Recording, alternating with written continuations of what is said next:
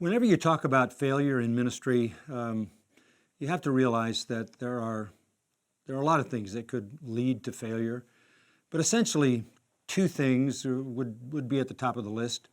One is sin. Sin is going to lead to failure. And I'm not talking so much even about behavioral sin. I'm talking about sin on the inside. You know, we have to deal with the heart. That is the issue. Sin, writes James, is conceived in the heart, and it comes out of the heart, and it leads to death. When you see somebody fail in the ministry because of sin, that isn't the beginning. That is the end of a long history of losing the spiritual battle on the inside. That is why it's so critical for people in ministry to guard their conscience. Your conscience as a believer is the mechanism God has given you to excuse you when you're doing the right thing or accuse you when you're doing the wrong thing. You want to listen to your conscience. You know, the Apostle Paul defended himself to the Corinthians by saying in 2 Corinthians chapter 1, verse 12, I have a clear conscience. You're saying all kinds of things about me that aren't true.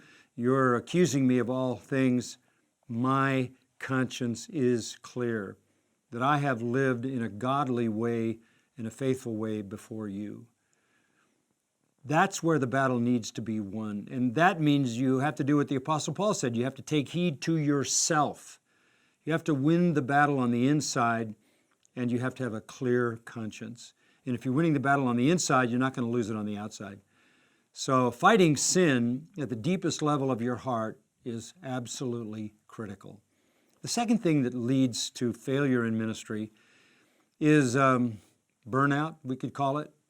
But it's really the product of unrealistic expectations. And that ties itself to pride. If you think you deserve better than you get, if you think you deserve a bigger church, more faithful people, less criticism, if you think you're not being treated the way you should be treated, if somebody, maybe your wife even, is reinforcing how people are mistreating you, that leads to burnout. Burnout doesn't come because of effort. It comes because of disappointment. I don't think I've ever heard about ditch diggers being burned out. I would think that would burn somebody out, but that's just manual labor. Hard work doesn't produce burnout. Unrealistic expectations does. And I think it's important for us as people in the ministry to understand that the Lord is in charge of outcomes. And even in the case of the Apostle Paul, the Lord allowed false teachers to go into the church at Corinth and tear up that church. It was a thorn in Paul's flesh. He prayed 3 times that the Lord would remove those false teachers, and the Lord said no, because when you're weak, you're strong. Imagine that. The Lord allowed difficulty in that church to make Paul strong.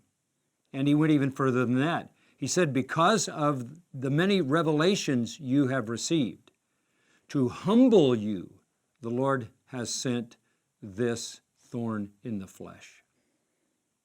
The Lord uses adversity and difficulty to humble us.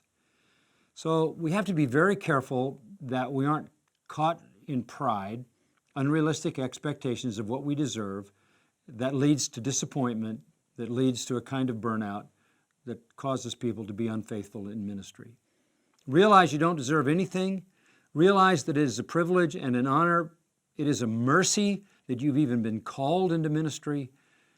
Rejoice in the privilege and let the outcome be left in the hands of God. Just be a faithful servant.